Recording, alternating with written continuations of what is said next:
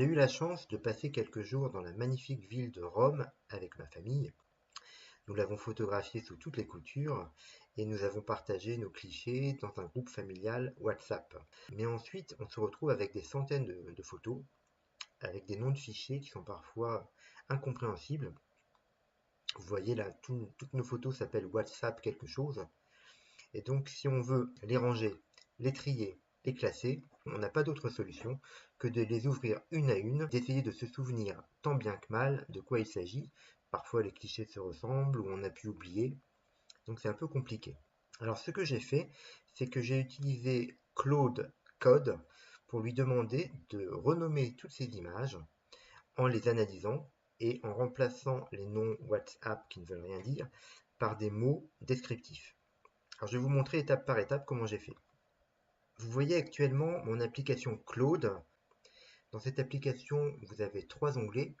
L'onglet Chat, qui permet d'utiliser le chatbot, donc de discuter avec l'IA, c'est assez connu. Un autre onglet Cowork, mais je ne vais pas m'étendre dessus aujourd'hui. Et puis l'onglet Code, qui est celui que j'ai utilisé. Donc ici, vous avez notre petit bonhomme Claude sympathique, et puis vous avez une fenêtre qui vous permet d'expliquer à Claude ce que vous voulez qu'il fasse. Donc la différence entre code et chat, c'est que chat en fait c'est uniquement pour discuter, alors qu'avec code, vous allez vraiment demander à Claude de développer un programme, d'exécuter des actions. Et vous pouvez lui donner accès à des répertoires sur votre ordinateur pour effectuer ces actions. Donc c'est exactement ce que j'ai fait. Donc je lui dis d'utiliser le répertoire WhatsApp, qui est le répertoire dans lequel j'avais toutes mes photos de Rome. Et à partir de là, vous saisissez un prompt que je vous montre ici. Hop, un petit copier-coller.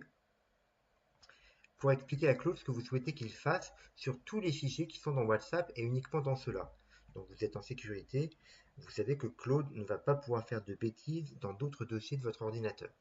Il ne reste plus maintenant qu'à vérifier dans le répertoire WhatsApp si tout s'est bien passé. Alors, nous avons une photo Rome _café _Clementina _espresso _gelato.jpg. Donc, le nom de fichier est bien formé. Il commence bien par Rome _. Tous les mots sont séparés par des underscores et l'extension c'est bien .jpeg. Et que voit-on sur la photo? On voit effectivement un espresso italien, une glace qui est en train d'être dévorée par mon petit garçon. Et tout ça, ça se passe au café Clementina. Donc bravo Claude, tu as réussi.